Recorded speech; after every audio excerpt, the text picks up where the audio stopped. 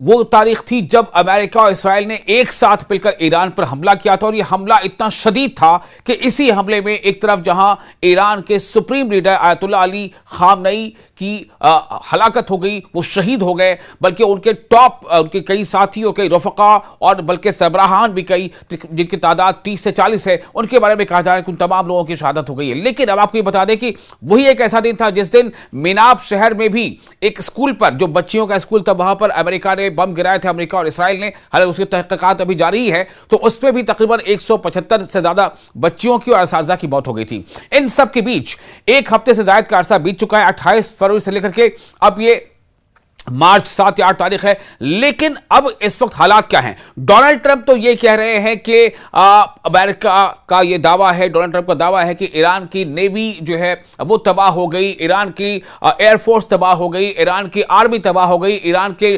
जो ज्यादातर लीडर वो तबाह हो गए।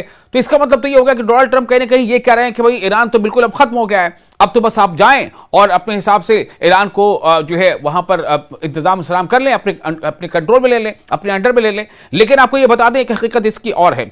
इस हकीकत का पहलू दरअसल जंग के साथ साथ बहुत तरह की ऐसी बातें चल रही होती हैं। एक मशहूर जंग मुखालिफ कारकुन है, यानी एंटी वॉर एक्टिविस्ट, और वो एक फिल्म साज भी है। उसका यह कहना है कि बहुत ज्यादा अमेरिकी फौजी और उनके खानदान वाले इसकी तंजीम से राब्ता कर रहे हैं ताकि ईरान के खिलाफ अमेरिका और इसराइल की मुश्तरका जंग में लड़ने से बचने के तरीके मालूम कर सके।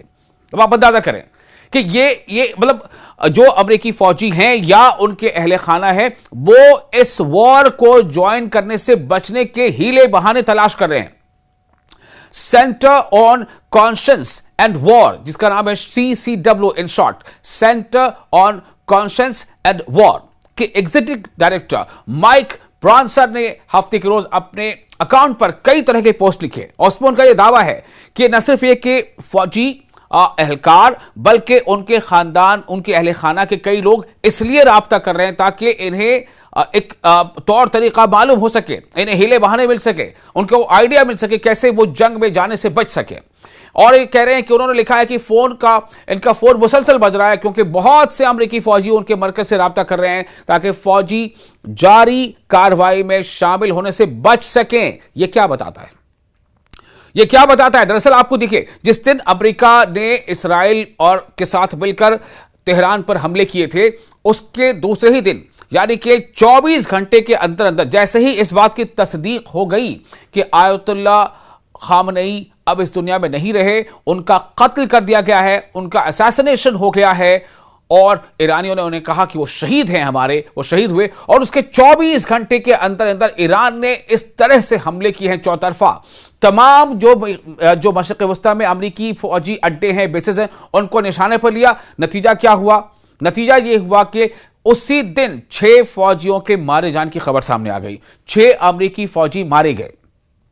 उसके बाद से ही लगातार ईरान का यह दावा है कि हमने 600 से ज्यादा, ये ईरान का दावा है कि 600 से ज्यादा हमने अमरीकी फौजियों को या तो मार दिया है या उन्हें हमने जख्मी कर दिया है। चूंकि 19 बेसेस हैं पूरे मिडिल ईस्ट में अमेरिका के, और उन तमाम बेसेस में हमले, यहां तक कि कुछ बेसेस को फौजियों ने खाली कर दी कि वहां से वो शिफ्ट करा दिए गए थे आसपास के होटल में। होटलों पर भी ईरान ने ड्रोन से हमले किए। तो यह ईरान का दावा है। जंग में दावे होते हैं। ईरान का यह दावा है कि हमने 600 के करीब या 600 से ज्यादा अब तक अमेरिकी फौजियों को मारा है या उन्हें जख्मी कर दिया है। तो ये एक कहीं ना कहीं वजह है कि जो अभी ये बात सामने आ रही है कि सेंटर फॉर कॉन्शियंस एंड जो उसका जो एक इदारा है and war, centre on conscience and war, CCW, इसके एग्जीक्यूटिव डायरेक्टर हैं माइक प्राइसनर ये दावा कर रहे हैं कि हमसे लोग राब्ता कर रहे हैं, और उन्होंने कहा है कि मैंने अभी इस यूनिट के एक फौजी की मां से बात की है। उन फौजियों को अपने फोन जमा कराने से पहले घर पर आखिरी कॉल करने की इजाजत दी गई थी। इस फौजी ने अपनी मां को बताया कि वो आज रात जमीनी कार्रवाई के लिए जा रहे हैं। तो माइक प्राइसनर ने मजीद बताया कि इस नामालूम अमेरिकी फौजी ने अपनी मां को यह भी कहा कि उसके कमांडर ने कहा है कि वो ये सब मैसेज के दोबारा आने, यानी सेकेंड कमिंग ऑफ क्राइस्ट को, मसीह के, आप सुने, मसीह, यानी इसको कहीं ना कहीं जो फौजियों को यह एहसास कराया जा रहा है कि इसे एक मजहबी वॉर, रिलीजियस वॉर की तरह से उनको ट्रीट करने कहा जा रहा है। इसके कमांडर ने कहा कि वो ये सब मसीह ईसा मसीह, जिसे जीसस क्राइस्ट कहा जाता है, मसीह के दोबारा आने यानी सेकंड कमिंग ऑफ क्राइस्ट को लाने के लिए कर रहे हैं।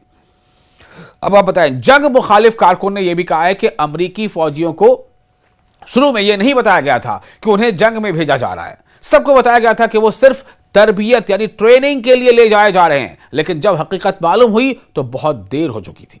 ये बयानात उस वक्त सामने आए हैं जब मुजाहिरीन ने अमेरिका के बड़े शहरों में सड़कों पर निकलकर ईरान पर अमेरिका और इस्राइल की फौजी कार्रवाइयों के खिलाफ एहतजाज किया है, जिनमें मुख्तलिफ शहरों को निशाना बनाया गया और बड़ी तादाद में जानी नुकसान हुआ।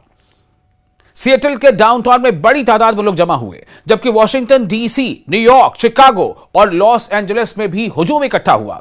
मुजाहिरीन ने शहरियों के खिलाफ हुकूमती तशद्दुद की मजम्मत की और जंग में अमेरिका की शमूलियत पर तशवीश का इजहार किया।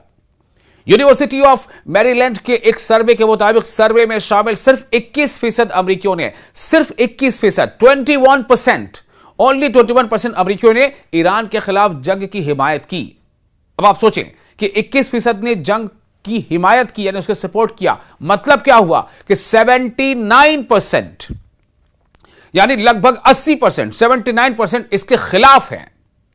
यानी वाज़ेह अक्सरियत है जो इस जंग के खिलाफ है, जो अमेरिका के ईरान पर हमले के खिलाफ है। और इसीलिए जो क्रिटिक्स हैं, नाकदीन बहुत सारे हैं, एक दो नहीं कई हैं, ये सदर डोनाल्ड ट्रंप के 2024 के इंतखाबी वादे, कोई नई जंग नहीं, नो न्यू वॉर, उस वादे की तरफ इशारा करते हुए और उनके बहुत से हामी उनके हमलों को गैर कानूनी करार देते हुए खुद को धोखा दिया गया महसूस कर रहे हैं।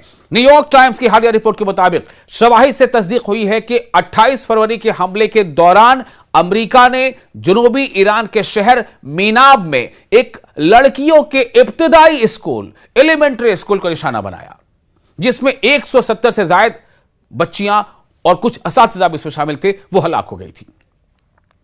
तो ये नतीजा है और इसके नतीजे में अमेरिका में बड़े पैमाने पर एहतजाज हो रहे हैं। अमेरिका के ईरान पर इस हमले की तरफदारी अमेरिकी नहीं कर रहे हैं। अब यह अलग बात है कि कितनी खबरें आपको उसके मिल पा रही हैं, उससे जुड़ी कितनी खबरें आप तक पहुंच पा रही हैं, क्योंकि आपको पता है कि वर्ल्ड मीडिया में उसका इख्तियार किसके पास है, ये आप समझते हैं।